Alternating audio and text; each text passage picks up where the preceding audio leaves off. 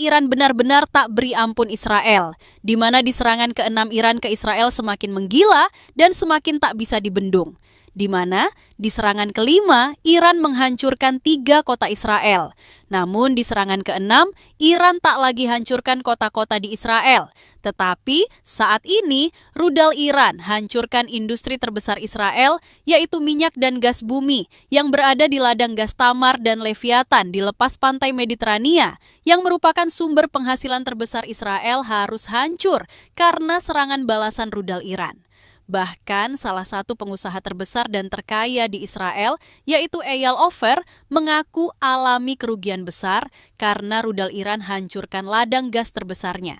Begini saat rudal terbaik Iran lumpuhkan industri Israel. Begini penjelasan lengkapnya. Pure reflection of the aptitude and professional care and diligence that has been applied to this.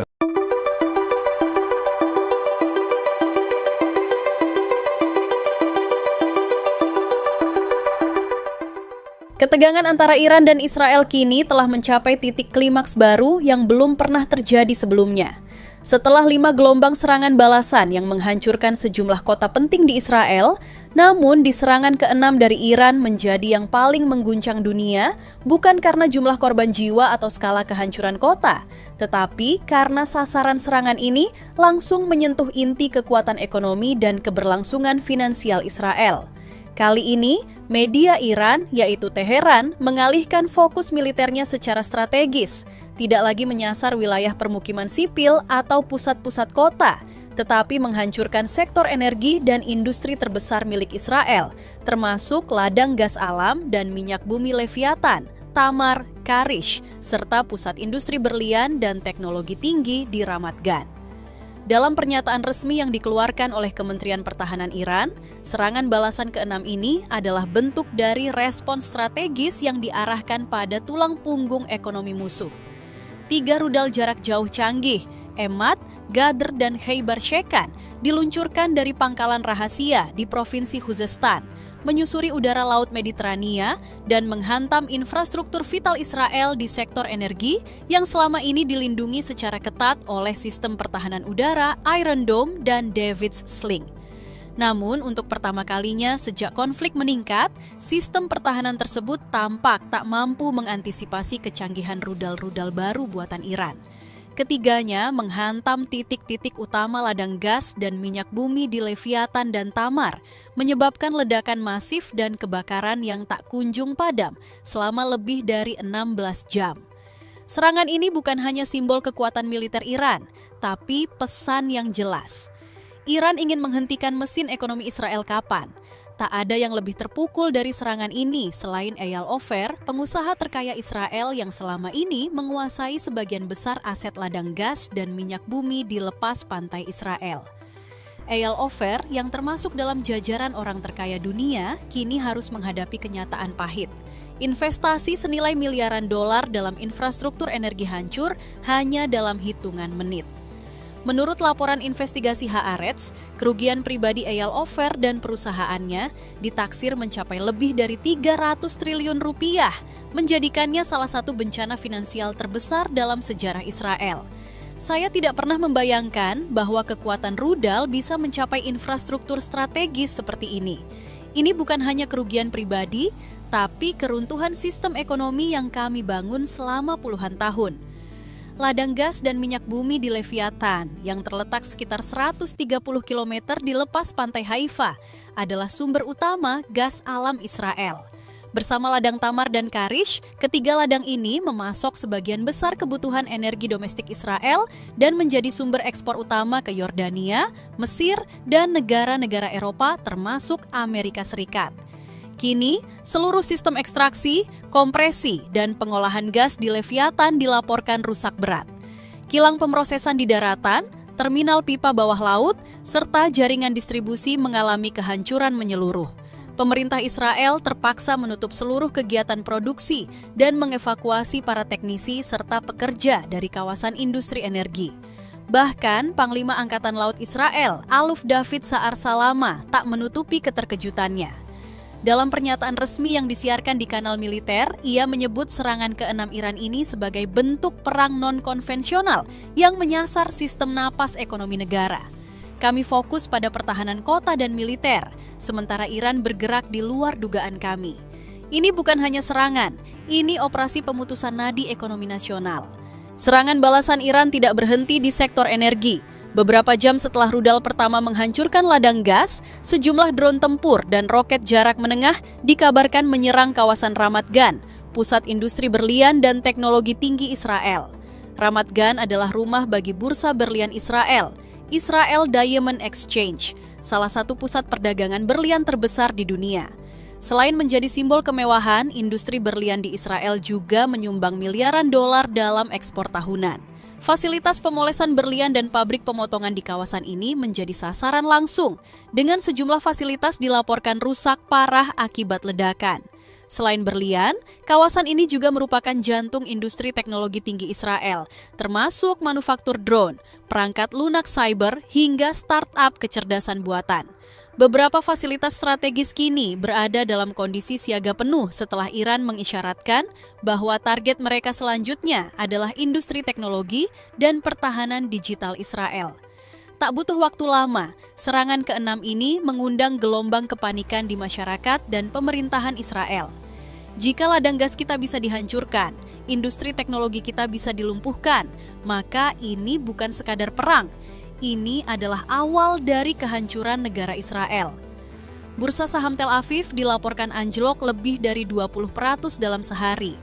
Investor global mulai menarik modal, dan tekanan internasional atas ketegangan yang meningkat membuat nilai tukar shekel melemah drastis terhadap dolar dan euro. Serangan balasan ke-6 Iran adalah bukti nyata bahwa medan perang kini tak lagi hanya di darat atau udara, tapi juga di sektor ekonomi dan infrastruktur strategis.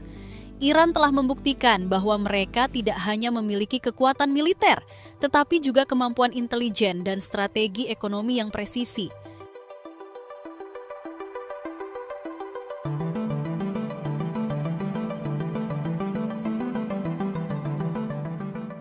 Berita kedua, begini pernyataan Duta Besar Iran yaitu Mohammad Borojerdi yang mengatakan, jika Iran tak akan berhenti serang Israel sebelum rudal Iran berhasil tumbangkan Perdana Menteri Israel, yaitu Benjamin Netanyahu. Di tengah serangan udara, rudal balistik dan retorika saling ancam, sebuah pernyataan mengejutkan datang dari Duta Besar Iran yaitu Mohammad Borojerdi. Ia tidak hanya mengutuk Israel, tetapi secara terbuka menyerukan pembunuhan terhadap Perdana Menteri Israel Benjamin Netanyahu sebagai syarat mutlak bagi berakhirnya konflik berdarah ini. Dalam pidato resmi di kantor kedutaan Iran, Mohammad Borojerdi dengan lantang menyatakan bahwa Iran tidak akan mundur satu langkah pun dalam perang melawan Israel. Selama Netanyahu masih hidup, perang ini akan terus menyala. Kami tidak datang untuk bernegosiasi. Kami datang untuk menghapus akar kejahatan. Rudal kami tidak hanya ditujukan pada tanah, tapi pada simbol keangkuhan Zionis, yakni Netanyahu sendiri.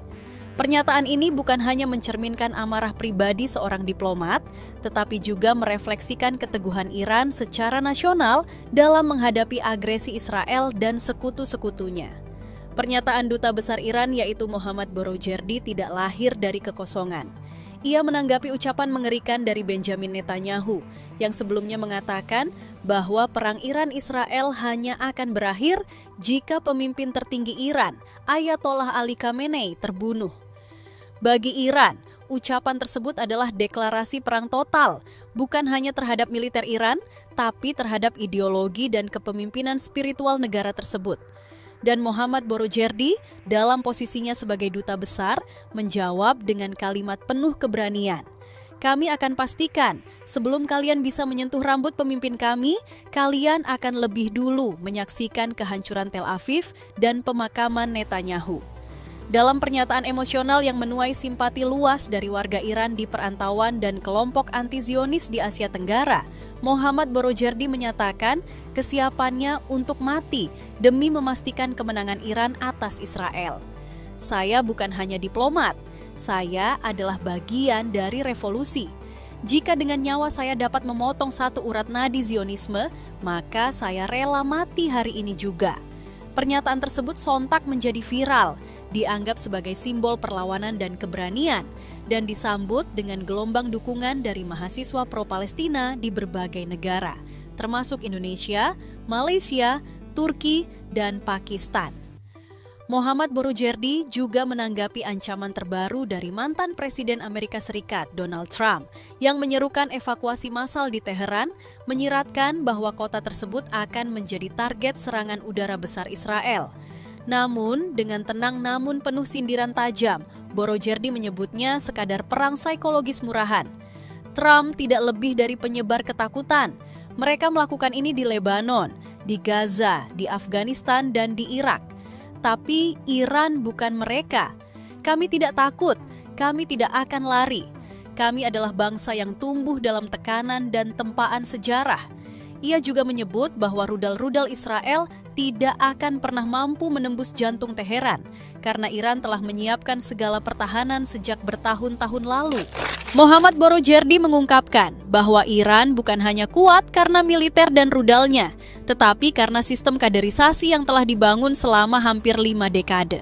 Sejak berdirinya Republik Islam tahun 1979, Iran telah menyiapkan generasi demi generasi pemimpin dan jenderal militer untuk menghadapi situasi paling genting sekalipun. 5 jenderal kami gugur? Ya, mereka adalah syuhada. Tapi untuk setiap 1 jenderal yang gugur, kami punya 10 yang siap menggantikan. Pemimpin tertinggi Iran yaitu Ali Khamenei sudah menunjuk pengganti dalam waktu kurang dari 48 jam. Tak ada kekosongan, tak ada kekacauan. Ini adalah sistem yang tidak bisa dihancurkan oleh rudal manapun. Duta Besar Iran Mohammad Borojerdi menyebut penggantian cepat beberapa nama penting pasca serangan Israel. Muhammad Pakpur menggantikan Hossein Salami sebagai Komandan IRGC. Abdul Rahim Mousavi menggantikan Muhammad Bagheri. Dan meskipun Ali Shadmani sempat ditunjuk menggantikan Golami Rashid, ia pun gugur beberapa jam kemudian akibat serangan lanjutan Israel. Dalam penutup pidatonya, Mohammad Borojerdi memperingatkan dunia bahwa Iran tidak sedang bertarung untuk kesepakatan jangka pendek.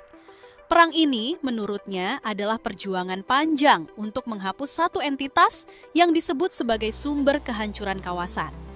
Jangan kira ini hanya urusan Iran dan Israel. Ini adalah perjuangan global.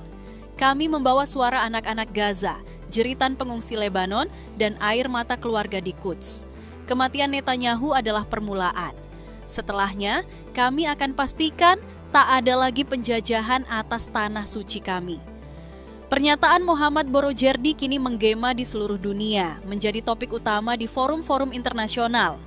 Banyak yang menganggapnya sebagai suara keberanian dari Timur, tapi tak sedikit pula yang menilainya sebagai lonceng bahaya dari potensi Perang Dunia Ketiga.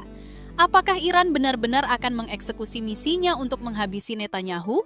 Apakah Israel akan membalas dengan kekuatan penuh? Dan bagaimana sikap Amerika Serikat yang selama ini menjadi pelindung setia Tel Aviv?